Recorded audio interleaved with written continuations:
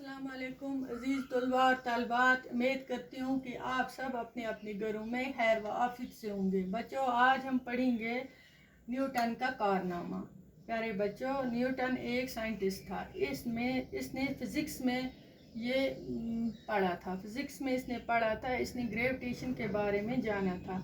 कशिश शकल जिसे कहते हैं, वो कशिश जिससे अजसाम ज़मीन के मरकज़ की तरफ माइल होते हैं, इसके बारे में इसने दरियाफ़त किया कि इसने इस पर किया। तो क्या लिखा है, दरख्तों से फल गिरते किसी ने नहीं देखे, मगर जब सेब का एक टुकड़ा न्यूटन के सर पर गिर तो इंसानी इल्म और फ़िक्र की तारीख का एक नया बाब खुल गया।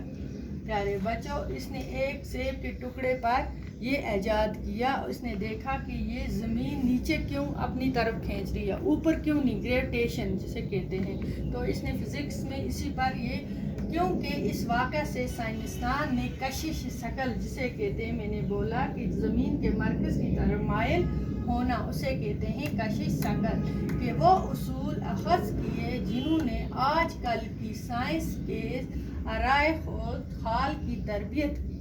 मॉडर्न साइंस जैसे गैलीलियो ये और इसके पेशरू ने अपने खून से सांचा था।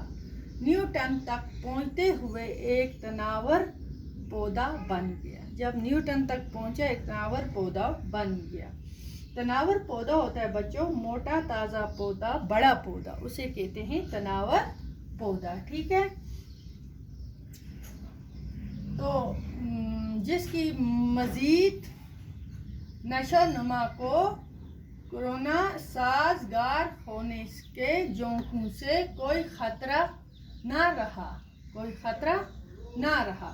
ठीक है बच्चों, न्यूटन तक जब ये बात पहुंची तो एक तनावर पौधा बन गया। तनावर पौधा मोटा पौधा ताज़ा, जिसकी मज़ीद नशो नुमा को नासाजगार हुआ के जोंकों से कोई ख़तरा न रहा।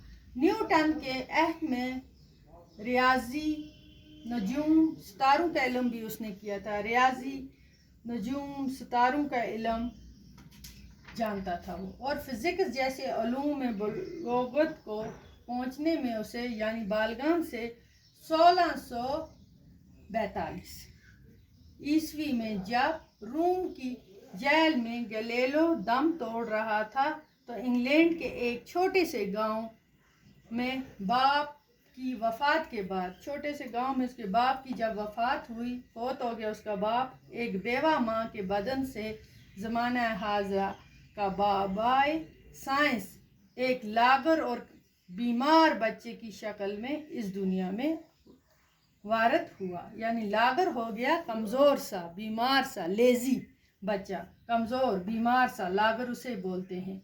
तो इस दुनिया में आ गया। ये माँ के पेट में था, बाप मर गया था, तो बेवा माँ ने इसे जन्म दिया। बाप मरने के बाद ये पैदा हुआ लागर और कमज़ोर सा बच्चा।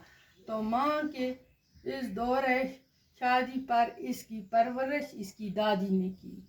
फिर उसकी माँ ने दूसरी शादी की, इसकी परवरिश इसकी दादी ने की। नए खावन के बाद माँ ने उसे वापस बुला दिया। आज हम इतना ही इसका जानेंगे, इसके आगे पढ़ेंगे फिर न्यूटन ने क्या क्या कारनामे किए। तो बच्चों, पहले इसका इतना ही हमने जाना आज कि उसने किस चीज़ पर ये दरियाफ़त किया। ग्रेविटेशन में उसने किया, और ये फ़िज़िक्स का एक ये था उलूम बलगोत में जब ये किया इसने, ये ऐजाद कौन सी चीज़ें की। तो आज का इतना ही हम जानेंगे, इसके आगे इसके बारे में पढ़ेंगे। अल्लाह हाफ़िज़।